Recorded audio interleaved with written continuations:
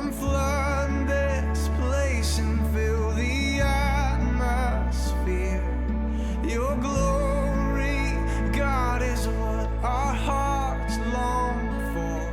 To be overcome by your presence, Lord.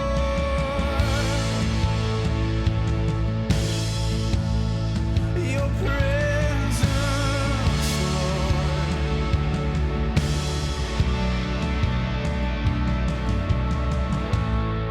There's nothing worth more that will ever come close.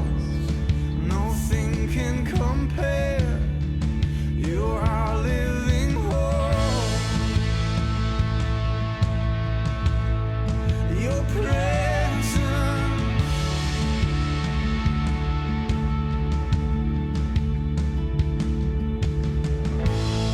I've tasted and seen of the sweetest of loves, where my heart becomes free and my shame is undone. And your presence, Lord.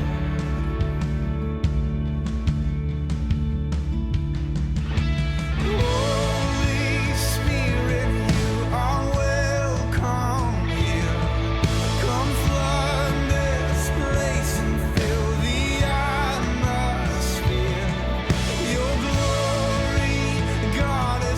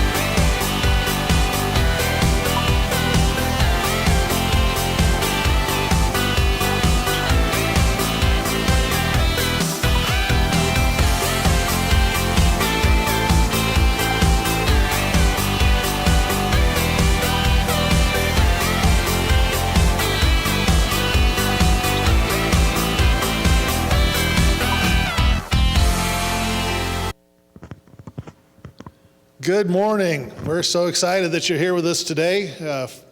We are Obetz Church of Nazarene, and just here to worship and lift up Jesus' name this morning. I've got a few announcements I want to make before we get started. Please send us online any video greetings, prayers, scriptures, or songs to include in our live stream services on Sunday morning. We'd like to just add some more of that kind of thing in. If you could send them by way of our email address at onaz.att.net, that'd be great. Also on our app, please respond to the survey. If you like something, tell us and tell others.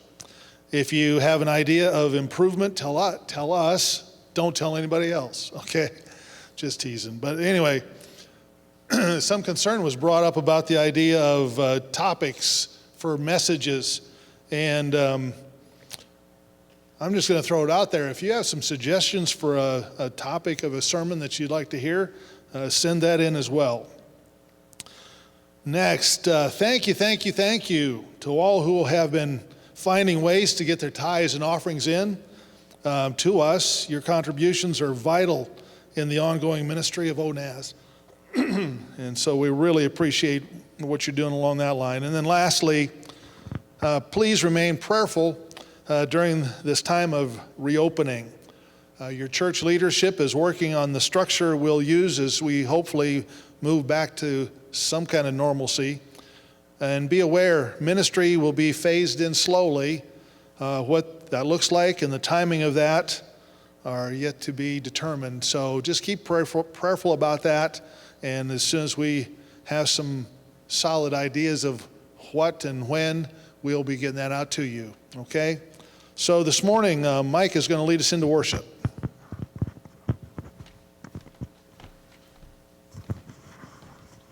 Good morning. I still can't wait to hear the responses. But anyways, good morning. It's so good to be in the house of the Lord with you. And that house can be anywhere, your house, my house, or this house. But your call to worship today is in Psalms 84, verses 1 and 2. It says, "How lovely is your dwelling place, O Lord Almighty. My soul yearns, even faints, for the court of the Lord. My heart and my flesh cry out for the living God." And I add notes sometimes to when I come across these verses, but I put in here, how bad do you want Jesus? You know, I want Jesus so bad that he's my every hope. He's my everything. If you hadn't know this, not last week, the week before, I spent almost a whole week in the hospital. My heart went wacky again, and had a lot of time to think, because really other than the hospital staff, no one could come visit, and it was just me and my thoughts. Scary. But the only thing that got me through is my hope in Jesus. I don't know what you're going through. I don't know what's happening. But as we go into worship, think about, where is your hope? And is that getting you through? I know mine is.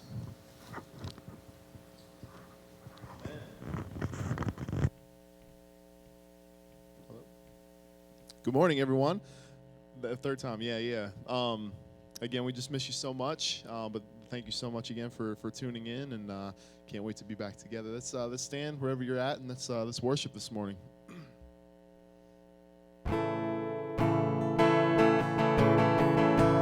God sent his son.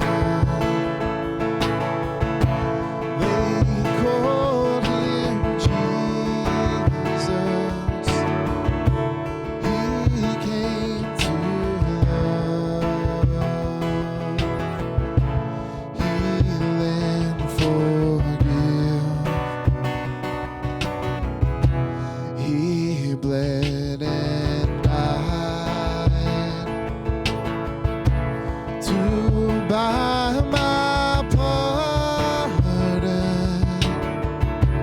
An empty grave is there to prove my Savior lives. Because he lives,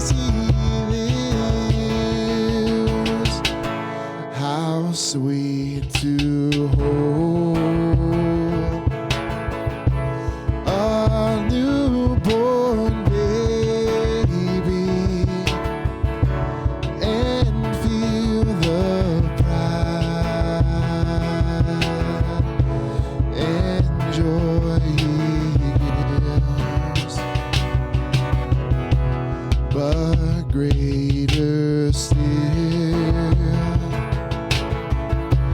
The calm assurance, this child can face uncertain days because Christ lives, because He lives. I can face tomorrow because He lives. All fear is gone because I know He holds the future, and life is worth the living just because He lives. And then one day I'll cross that river,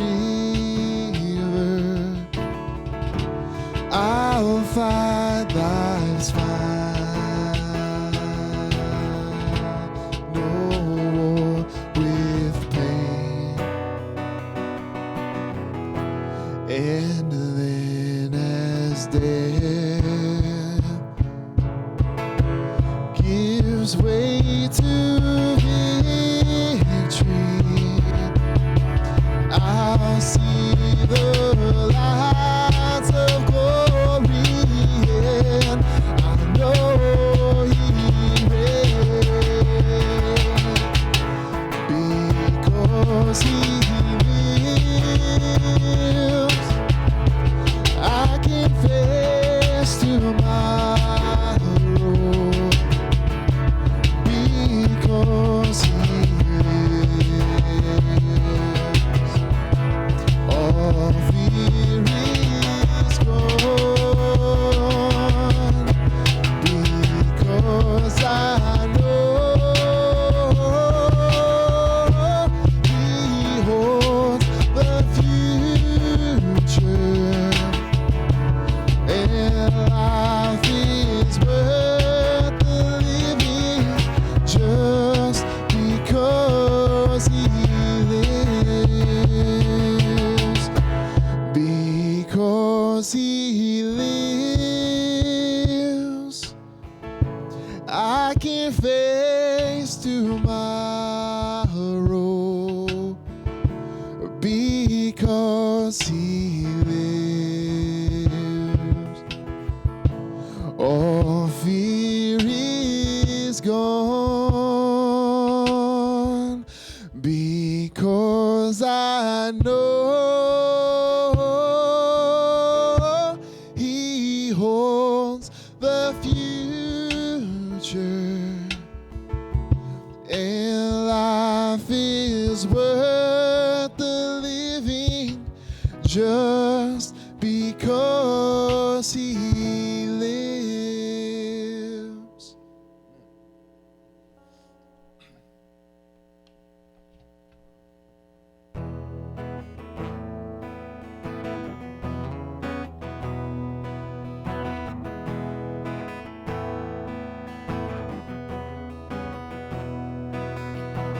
Your love is extravagant.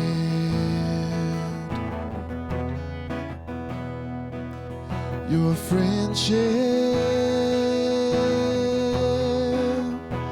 it is intimate. I find I'm moving to the rhythm of Your grace. Your fragrance is intoxicating in our secret place. Your love is extravagant. Let's sing that again. Your love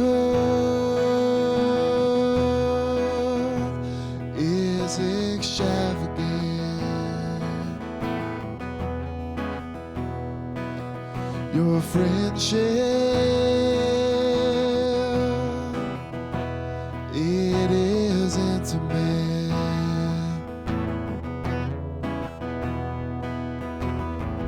I find I'm moving to the rhythm of your grace. Your fragrance is intoxicating in our secret place.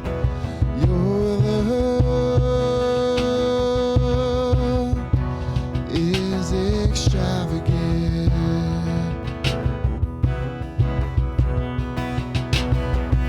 Spread wide in the arms of Christ is the love that covers sin. No greater love have I ever known. You consider me a friend, capture my heart again.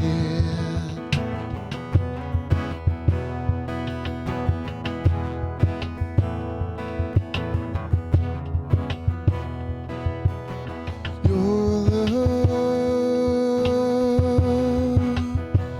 is extravagant. Your friendship, it is intimate.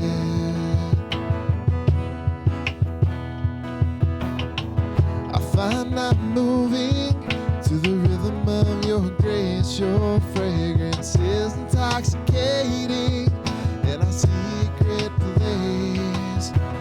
Your love is extravagant.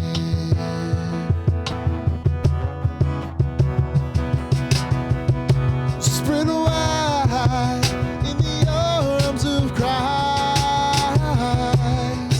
is the love that covers sin. No greater love have I ever known. You consider me a friend. Spread wide in the arms of Christ is the love that covers sin. No greater love have I ever known. Consider me your friend, capture my heart again.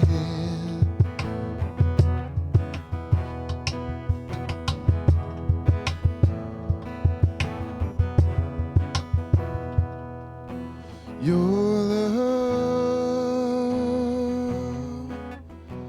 is extravagant.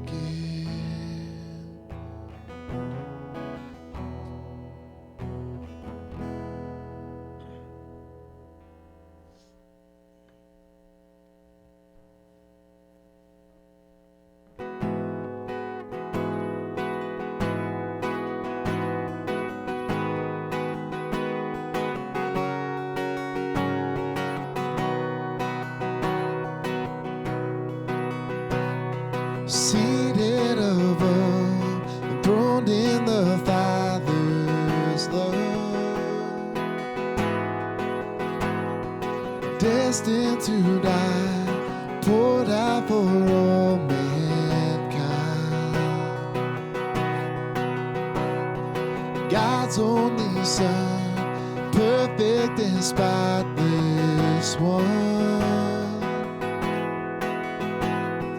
He never sinned, but suffered as if he did. All authority, every victory is yours. All authority, every victory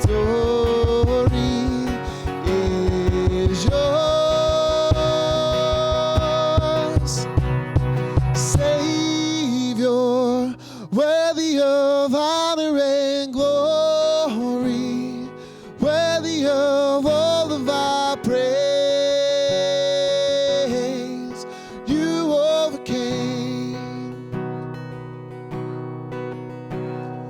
Jesus, awesome in power forever. Awesome and great is your name, for you overcame.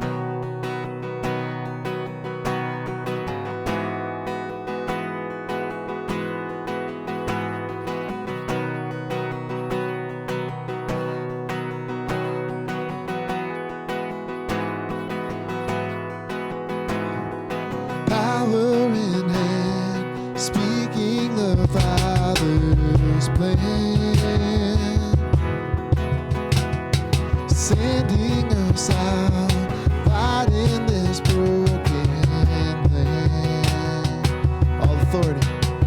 All authority, every victory is yours. All authority, every victory is yours. Savior, worthy of honor and glory, worthy of all of our praise, for you overcame. Jesus, awesome in power forever, awesome and great is your name, for you overcame.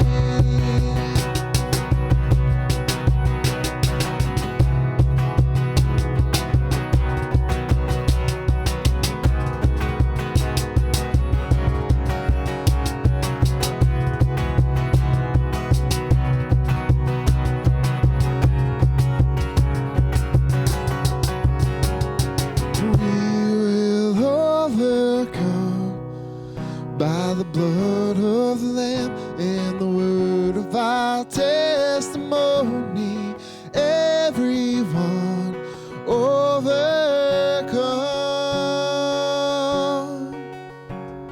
We will overcome by the blood of the Lamb and the word of our testimony.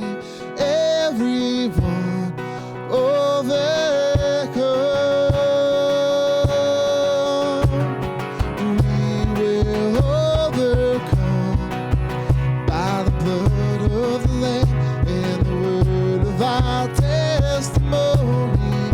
Everyone overcome. Savior, worthy of honor and glory, worthy of all of our praise, for you overcame. Jesus, awesome in power forever, awesome and great is your name, for you overcame. Savior, worthy of honor and glory, worthy of all of our praise, for you overcame. Jesus, awesome in power forever, awesome and great is your name, for you overcame.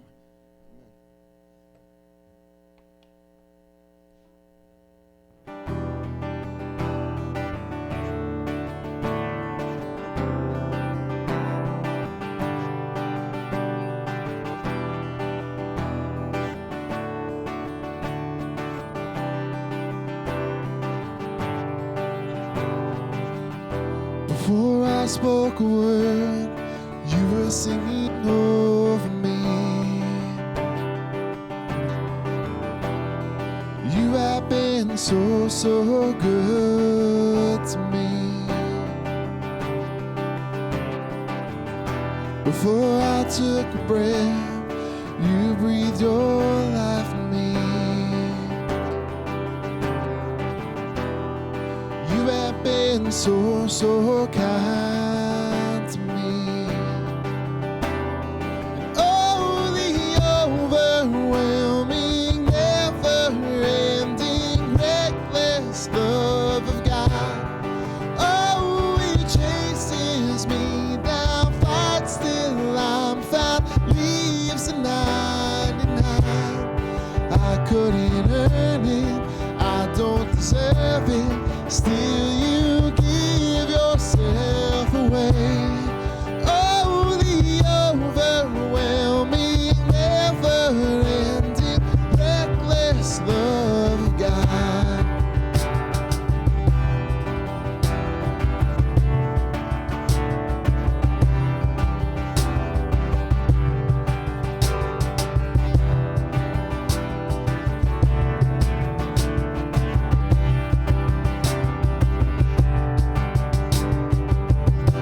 When I was your foe, still your love fought for me. You have been so, so good to me. When I felt no worth, you paid it all for me. You have been so, so good to me. Oh, the overwhelming, never-ending, reckless love of God. Oh, it chases me down, fights till I'm found, leaves the 99. I couldn't earn it, I don't deserve it, still you give yourself away. Oh, the overwhelming, never-ending, reckless love of God.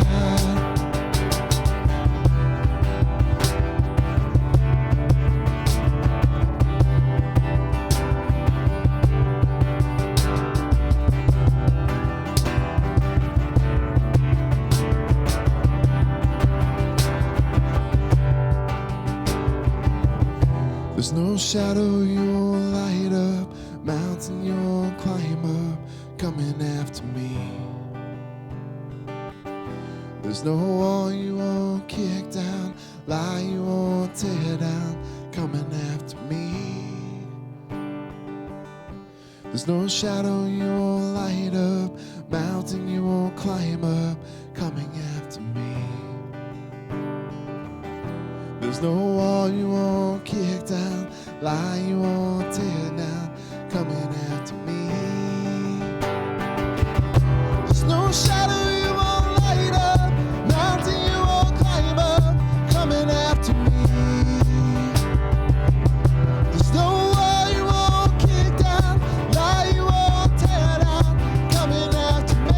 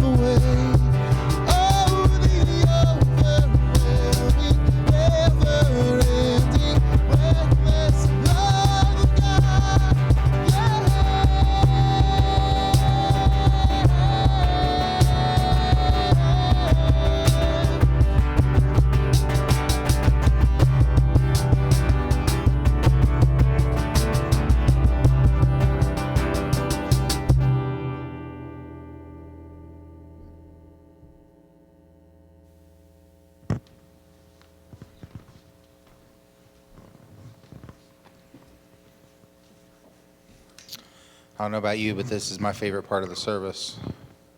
Stepping into the presence of God and sharing your heart. A couple of things. I ran into Marie Lovett yesterday, and she wanted to tell everybody hi, and that she misses everyone and can't wait to get together. Jennifer Lockhart's dad, I got word that they got the test back, and they want to do another PET scan, that there was something on the lung that they may have to do a biopsy to check out.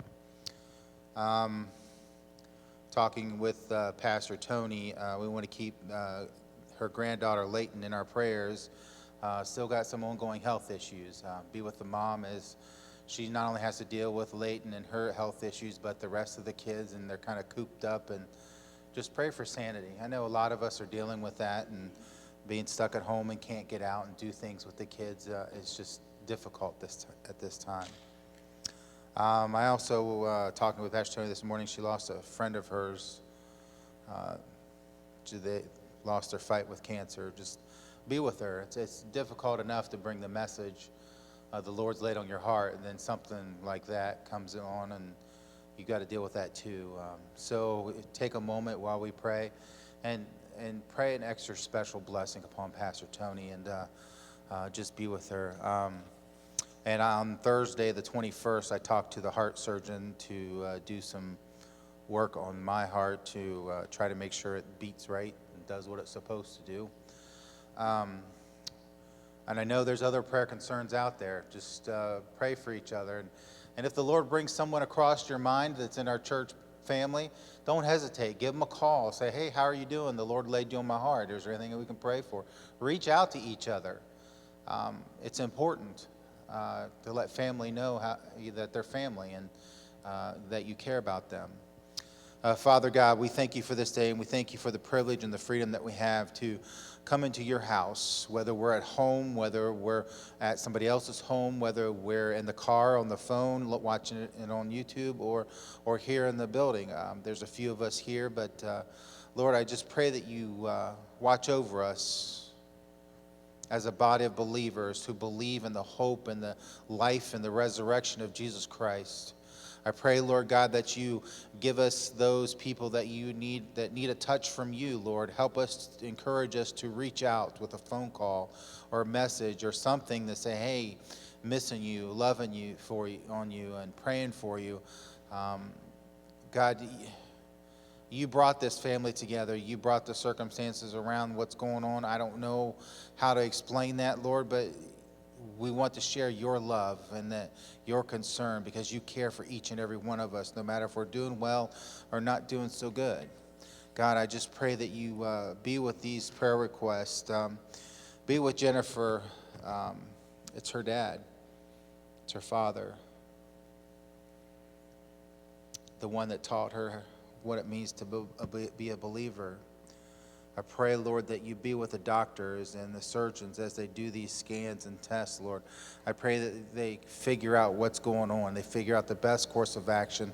And, Lord, if a biopsy is necessary, Lord, that they get the results clear and decisive, Lord, so they can plan the best course of action for treatment. I pray, Lord, you be with her mom, Lord, that she really can't be there through none of this. I know it's difficult when you're married for so long and you're there at each step of the way, and then something like this happens, and during this epidemic, Lord, and she can't be there alongside her soulmate. It's difficult. Lord, I pray for Pastor Tony. She's going through a lot of things right now with her granddaughter and the loss of her friend. I just pray, Lord God, that you right now wrap your arms around her. I pray, Lord, that you lift her up. I pray, Lord, that you just love on her as never before.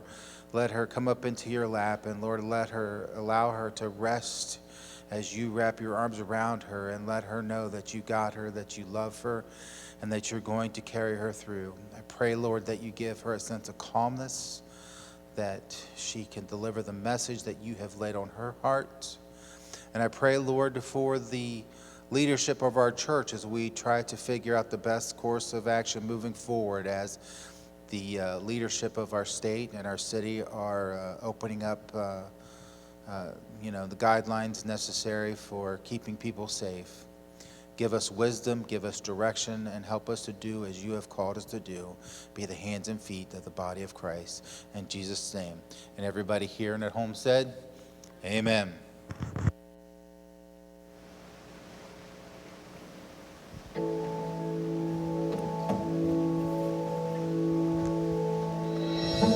Letting go of every single dream, I lay each one down at your feet. Every moment of my wandering never changes what you see. I've tried to win this war, I confess. My hands are weary, I need your rest. Mighty warrior, king of the fight. No matter what I face, you're by my side. When you don't move the mountains, I'm needing you to move. When you don't part the waters, I wish I could walk through. When you don't give the answers as I cry out to you, I will trust, I will trust, I will trust in you.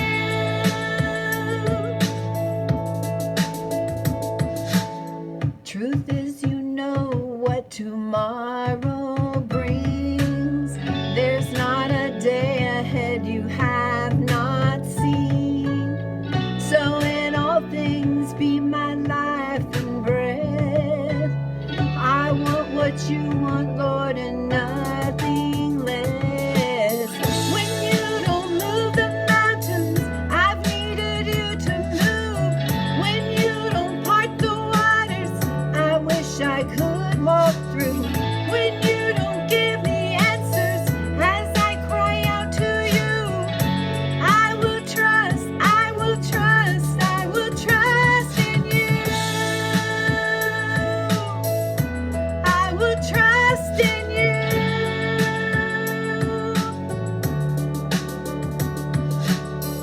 You are my strength and comfort. You are my steady hand.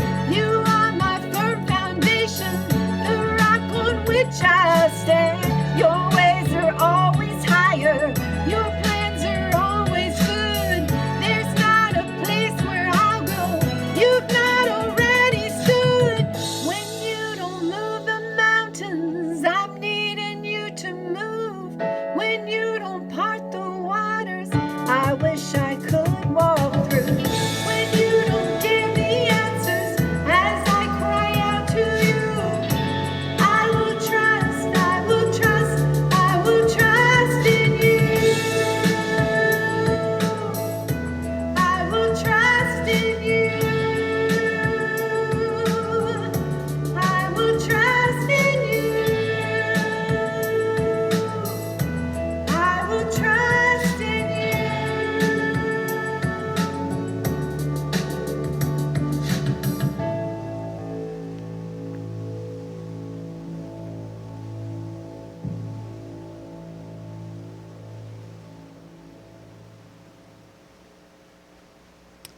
Well, good morning. I didn't realize how much I've missed being up here. I definitely am missing every single one of you and your kiddos for sure. These past 9 weeks have definitely been anything but normal.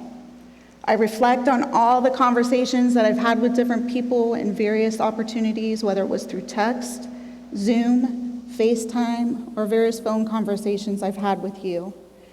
And the main topic that keeps coming up as I'm talking with each and every one of you has been fear. As I've pondered about where to go on a journey with you this morning through God's Word, I've wrestled back and forth with Him. After all, there is many references in the Bible regarding fear, or should I say, not fearing. As I was studying, though, I found this quote from Max Lucado, where he gives this advice regarding fear. He says this: "Fear will always knock at your door, but just don't invite it to stay in." He goes on to say, "Let fear do its work. Let it alert me to potential dangers. Let it alert me to make sure that I'm managing my money well or that my kids are protected or whatever. But then step into the state of faith instead of fear. He goes on to remind us we're in a time of change, but I tell you what's not going to change. We're never going to change our message about Jesus Christ. We're always going to preach the death, the burial, and the resurrection of Jesus Christ. We're always going to call people to confession of sin and the acceptance of grace. We must remember not all fear is necessarily bad. Indeed, not only is some fear good, some fear is actually godly. One of the most famous quotes in the presidential history was when Franklin D. Roosevelt said this: "We have nothing to fear but fear itself."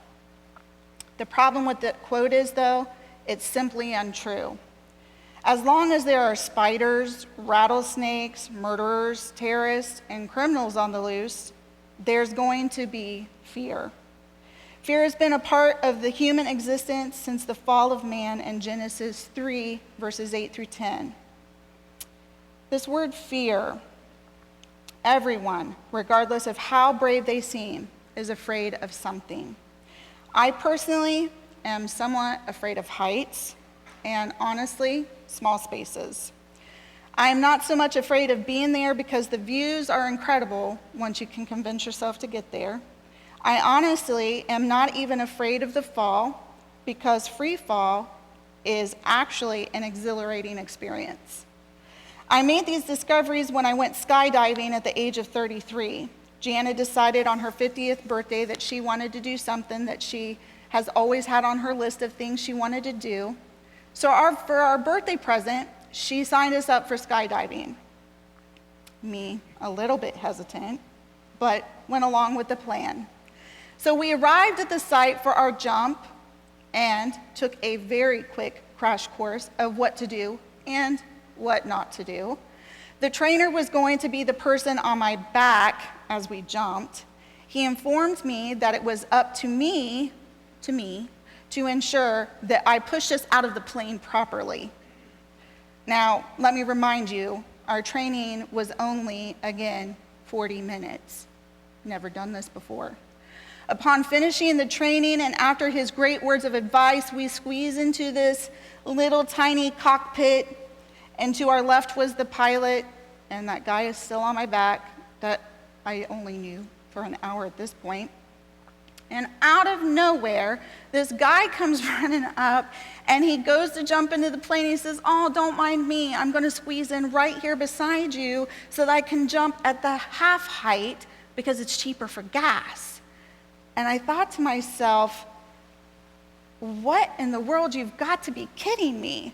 I have a strange man on my back. I have someone to the left of me I don't know. I'm trusting this guy to pull the cord that we're going to land safely.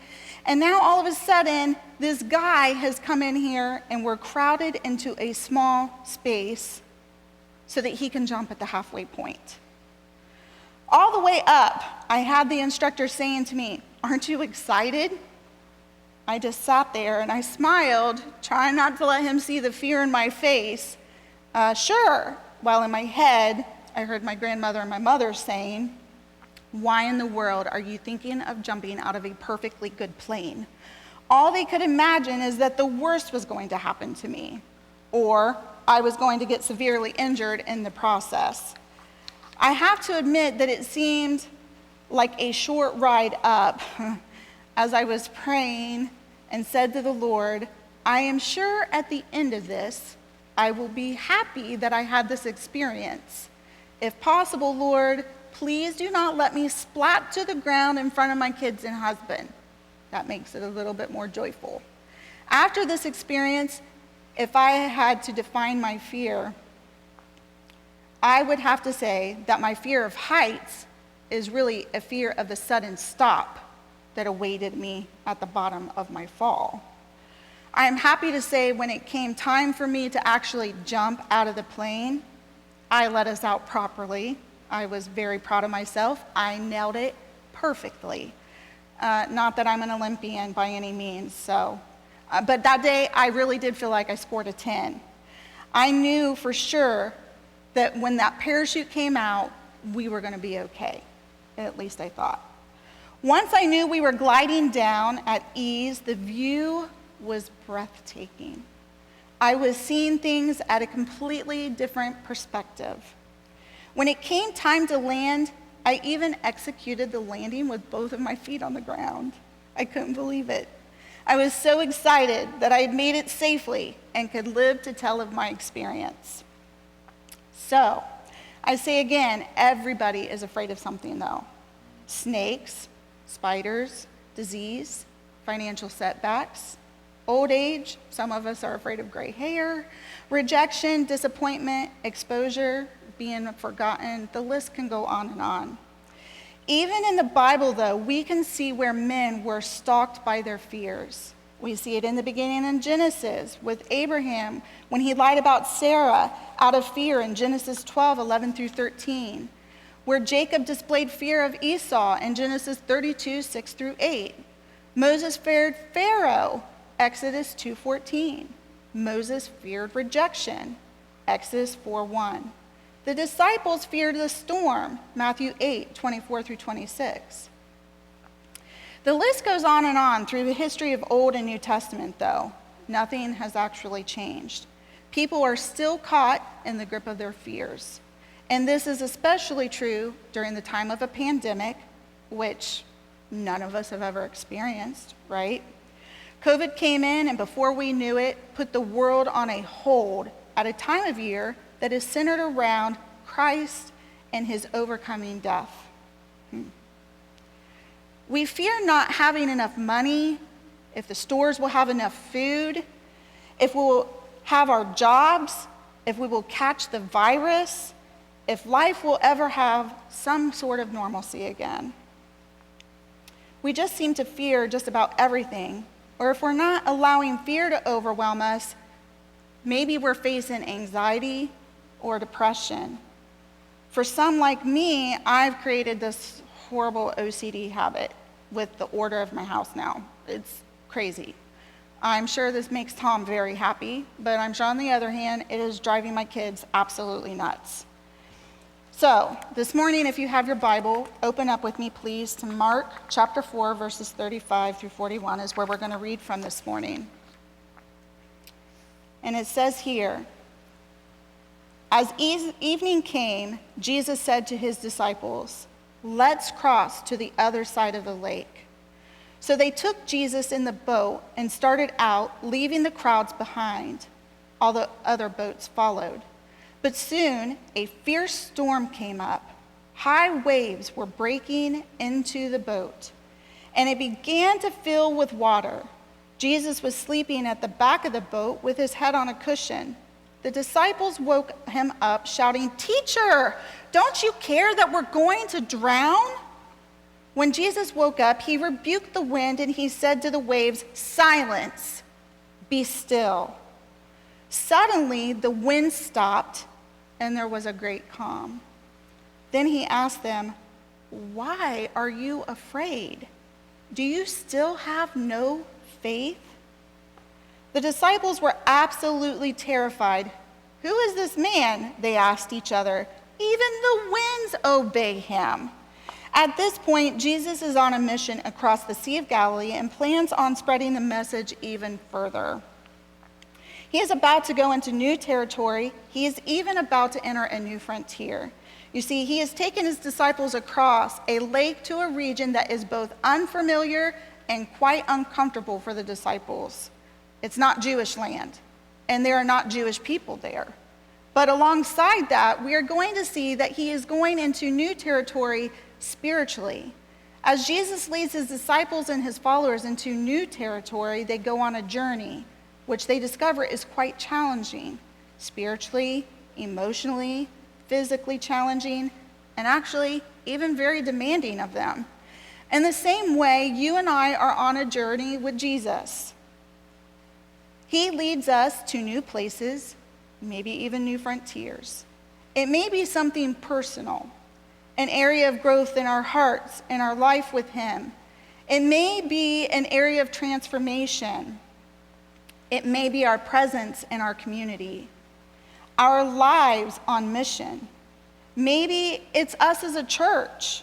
He leads us into new territory, and the kingdom of God is within reach.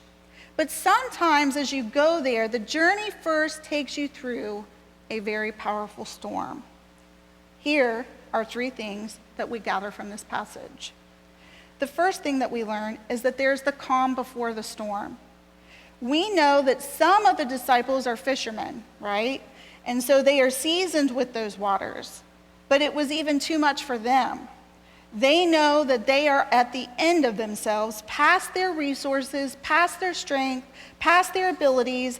This is no ordinary storm that they were facing. Remember, for Jewish understanding, the storms in the waters were actually a symbol of something deeper happening that God had control of. There was a lot to stake here. The mission of Jesus is on at stake. The people who will live to share the good news after he has ascended, that is at stake. The lives that are being transformed, that is at stake. This territory is guarded, and it was guarded fiercely. I wonder what God has called you to. I wonder what the word, the calm before the storm, was for you. How has Jesus led you in recent weeks, recent months, maybe even recent years? Maybe there are frontiers in your heart. Maybe he is doing a deep work in your character, transforming you, bringing you into a new freedom.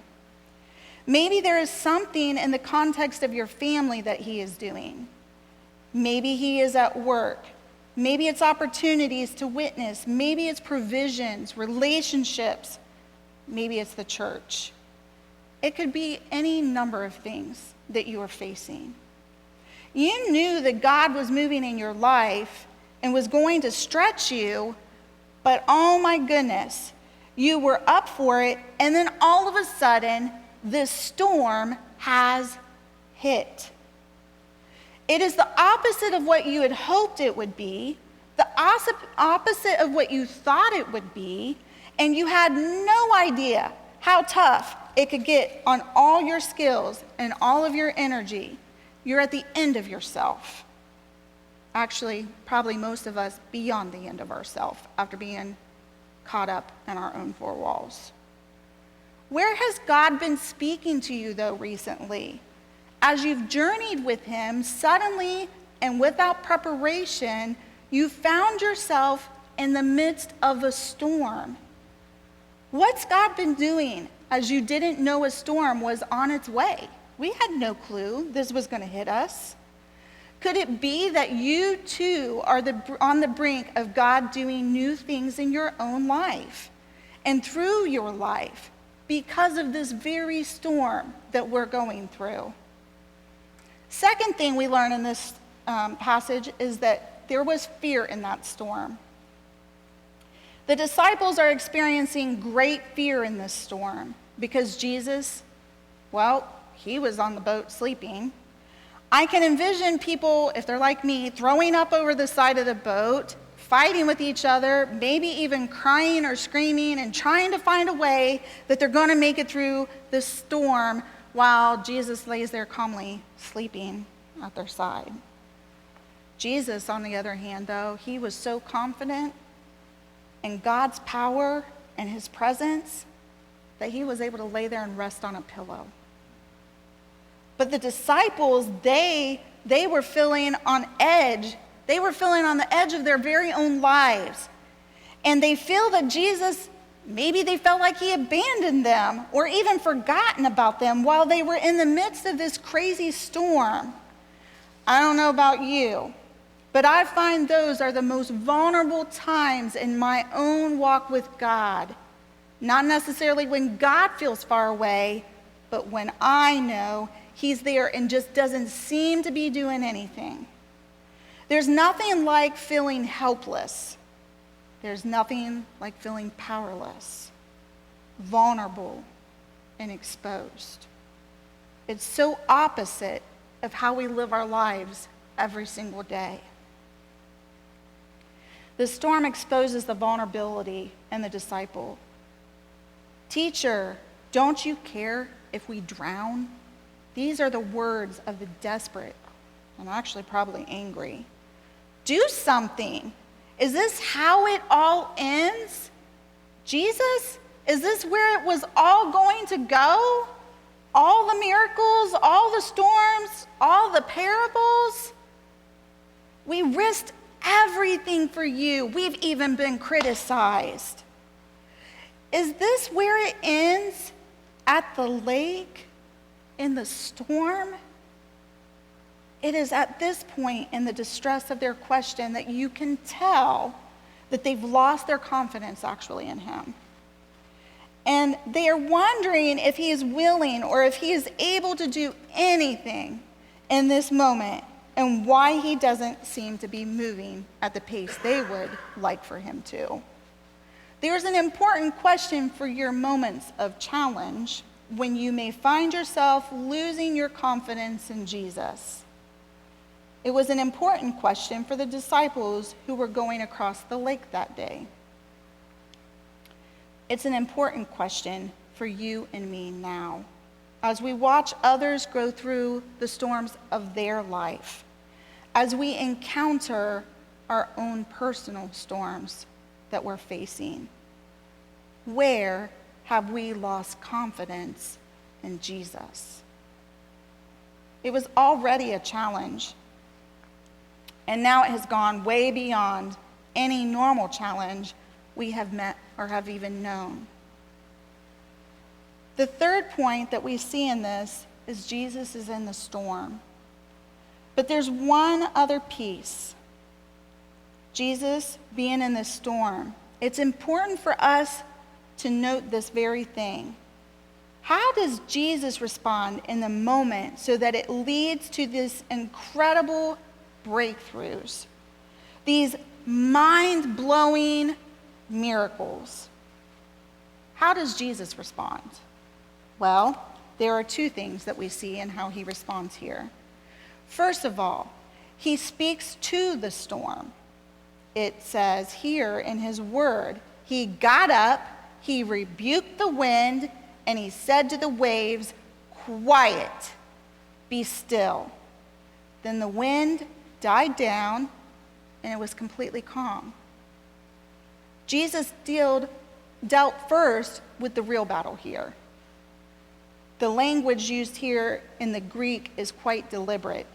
It's the same language we see in Mark 1:25 when Jesus is dealing with the demon, when he is dealing with the enemy at hand. He knows he's dealing with more than weather here. There is a spiritual battle at play, and the disciples weren't fully aware of the power that Jesus had to deal with, their greatest fear, their biggest storm. Jesus knows it's guarded territory, but his power is greater. When fear began to devour those disciples, when they were drowned by their own worries and their anxieties, Jesus spoke a word that was so much stronger. And he responds with faith and with power. The first thing he does is he rebuked the storm. The second thing he does is respond then to the disciples. Sometimes we get it the other way around. We feel like we are in the middle of a storm and it's a terrible time. And God is going, "Oh, you terrible, unbelievable Christian, why don't you believe in me?" But that's not what we see in this passage. What we see here is actually quite opposite of this. He deals with the enemy first, and then he responded to his followers. He said, "Why are you so afraid? Do you still have no faith?" On one level, it's real clear thing why they were afraid. They were being devoured by the storm. But Jesus asked questions, and we see this throughout Scripture, how he always turns things into a question. When Jesus is asking questions, it's not because he doesn't know the answer. He asked because he was more powerful than the elements that they were facing. He is God and was sent from God. He is the Messiah, and he needed them to recognize that, and they didn't quite see it just yet. Also, he asked them because he said the word at the very beginning, let us go over to the other side. He didn't say, let's go around the middle. He said, we're going to the other side of the lake. God asks us the same today. Do you believe me yet? Can you trust in the word that I give you yet? Can you believe that if I'm calm in your storm, it's because I've got this and I've got you? When I was 15, my youth pastor, Don Bowman, he said something to me such as this: God holds you onto you stronger than you do hold on to him. And he has no intention of ever letting you go. So I ask you today, can we believe him yet?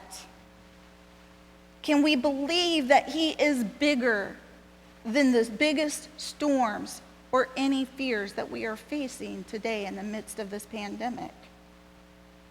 That he who is in us is greater than he who is in the world around us? Can we believe that he doesn't rebuke us, but he rebukes the storm?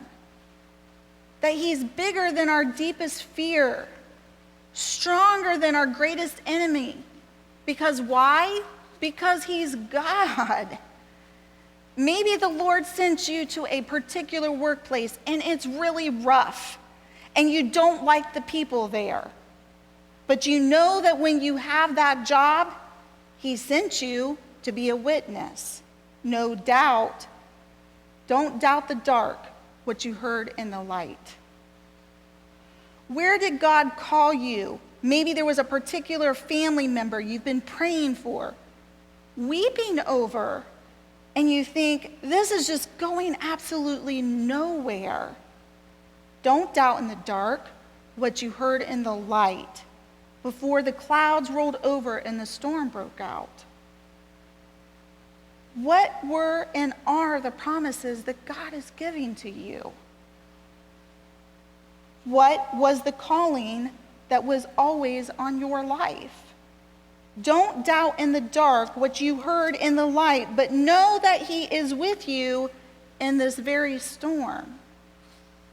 You made those vows when you got married, and it's a struggle right now, and it's vulnerable, and you're exposed. Yes, it may be quite a process and quite a journey to work through everything you've worked through and to get to where you are going, but he has got you, and he has this. And he is not giving up on you. Don't doubt in the dark what you heard in the light. God cares about you, and he cares about your storms. In conclusion, as I'm getting towards the end here, God is more than a friend. He's more than a wise guy, and he's more than a miracle worker. He is God, God our Creator. They didn't ask for the storm, and they certainly didn't enjoy the storm. They even struggled to Jesus in the storm.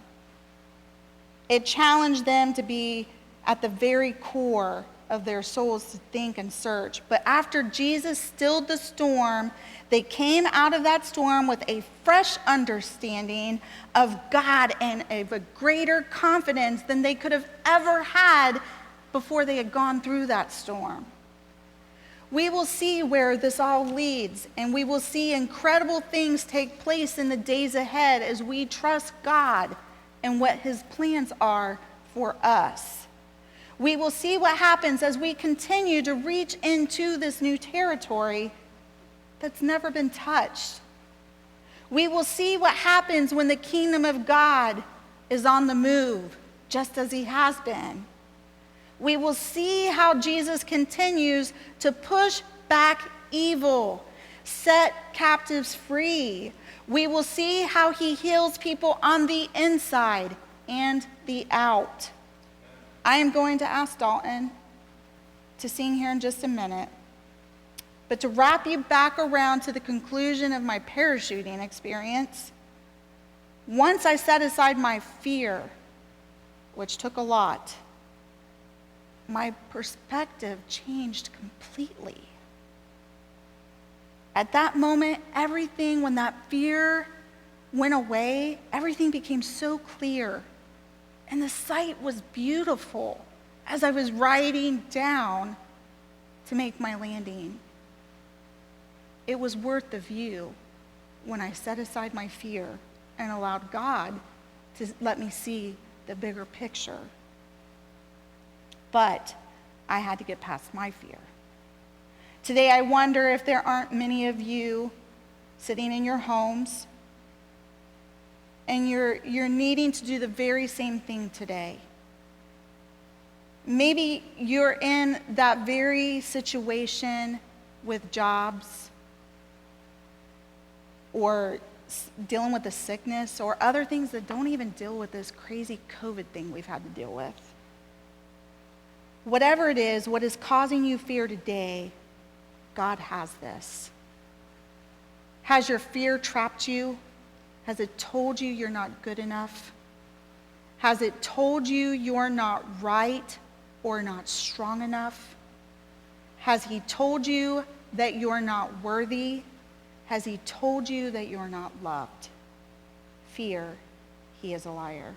It's time for you to cast those fear into the fire.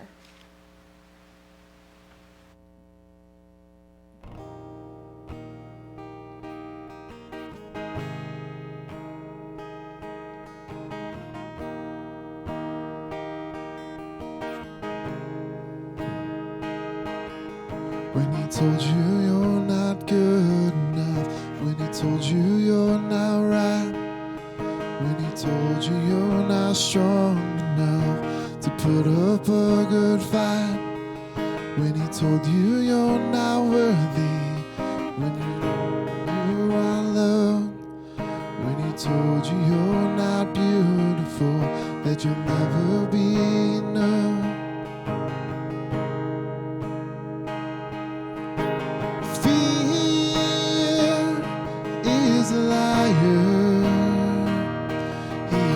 Take your breath, stop you in your steps.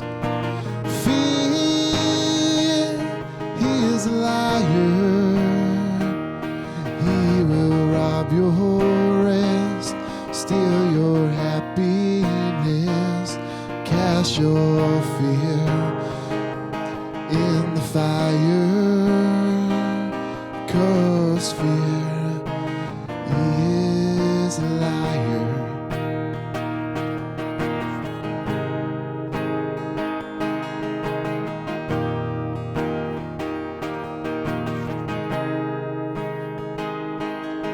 When he told you you were troubled, you'll forever be alone.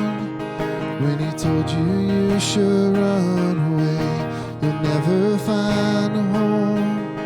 When he told you you were dirty and you should be ashamed.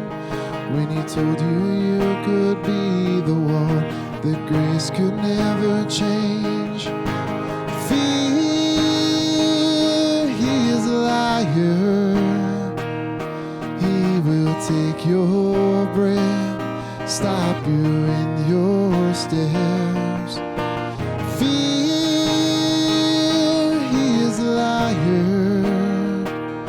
He will rob your rest, steal your happiness, cast your fear in the fire, 'cause fear, he is a liar.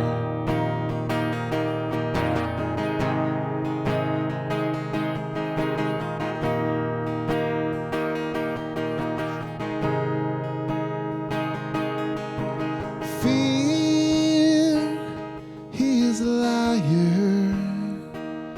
He will